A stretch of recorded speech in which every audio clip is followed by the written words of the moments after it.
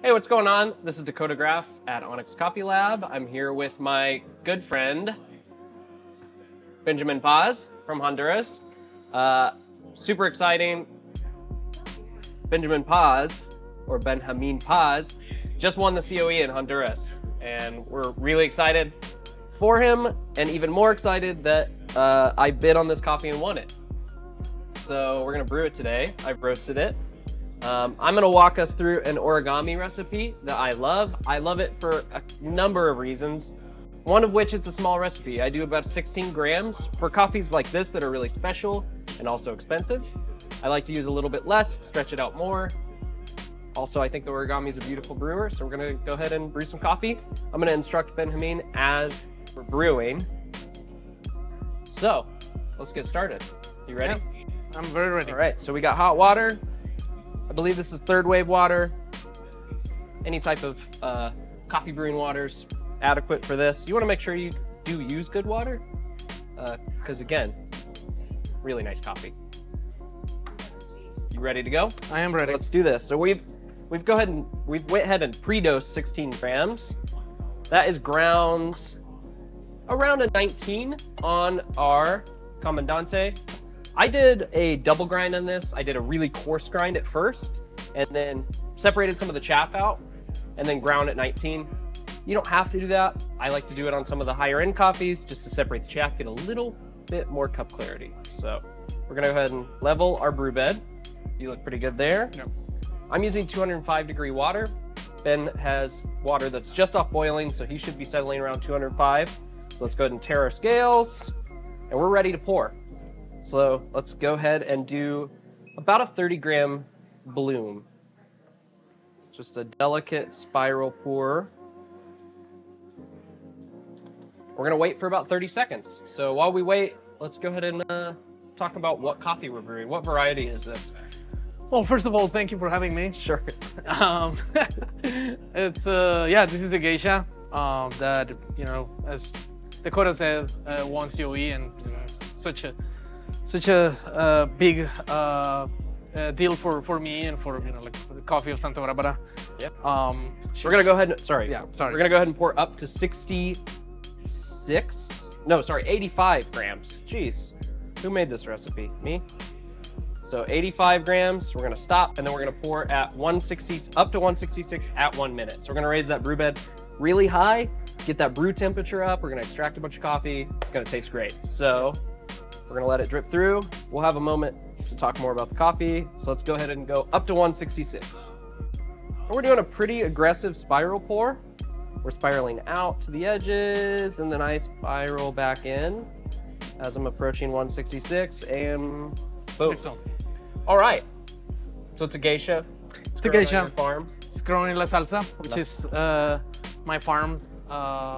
It's 2.5 hectares, and yeah, it was a lot that I prepared for competing, and it was successful. Yeah. And it was a surprise for me, you know, to win it, but also, you know, like to have you bid on it and get it, and it's such a special thing, because, you know, This is super exciting. it's really cool. Yeah. So yeah, I'm very excited about this coffee, and Yeah. yeah, can't wait to taste it. Yeah. So let's go ahead and finish out our pours. This is the 3-pour recipe. We're gonna pour up to 255 grams, and then we're gonna let it drip through. Again, we're just doing that spiral pour. This is a really easy recipe. It doesn't require a whole lot of work. Again, it's a 3-pour recipe. It's actually 4 pours with the bloom, but I always count those as one. So we're gonna let this drip through and talk a little bit more about the salsa. So you grow Gesha, obviously, from there. You also grow SL28? I have a SL28 in there. It's a third of the farm, Which is a Kenyan variety. Yeah, and yeah, it was the reason why I planted them is just wanted to get, you know, like something new and exciting. Yeah. Not only to compete, but also to present, you know, like to customers, you know, like something different and unique that you don't get to see from Honduras. Sure. I mean, from my area where I have the farm. Yeah. So yeah, this is very exciting. Yeah. So the region that you grow coffee in, you're also a very prominent community leader in Santa Barbara, Honduras. That's where we source all of our Honduran coffees. We've sourced for almost 3 years now, Yeah. I think. Really beautiful coffees. A lot of them, a lot of them are Pacas or Paranema. Pacas, Parainema, San Bourbon. Yeah, so some more traditional varieties. Yeah, we just source really beautiful coffees from there, and it's all due to Benjamin and the hard work of the community, and we're always like super excited when they arrive. Me especially, I always think of Santa Barbara as sort of almost like the Kenya of Central America. Super bright, super vibrant. I just love the acidity. Beautiful coffees. Speaking of which, we're gonna taste a really beautiful coffee right now. So, I don't know if that'll work. We're just gonna toss these to the side and taste some coffee in a moment, but we need cups. So let me grab a cup.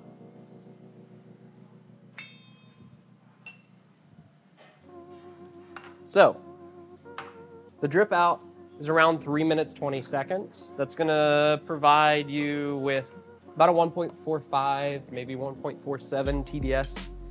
This coffee does taste quite delicate. It is a Gesha variety.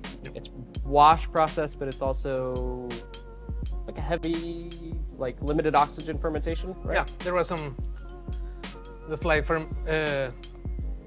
experimental fermentation process in there. Yeah. But So how does that experimental fermentation impact this cup of coffee? so, in my opinion, comparing to the regular washed, well, this is a wash, but you know, this went through that Right. that fermentation Yeah. process.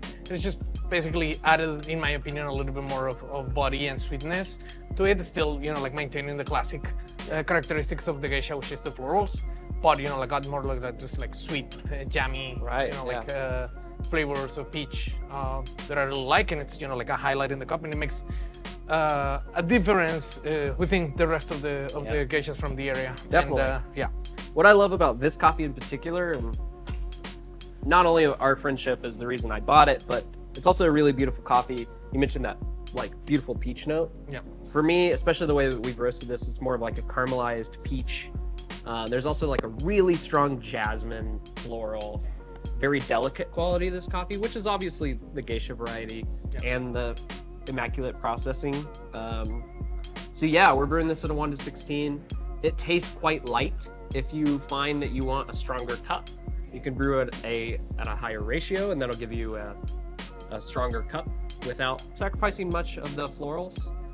So yeah, I just love this coffee. Really appreciate you and your friendship, No, I mean, thank you. I mean, and for coming all the way to Arkansas. no, well, I'm, you know, like, you're the reason why I'm here. Sure. And thanks to, you know, Yeah.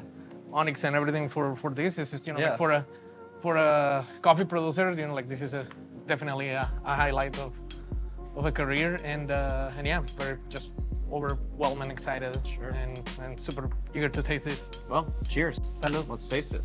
Thanks everybody.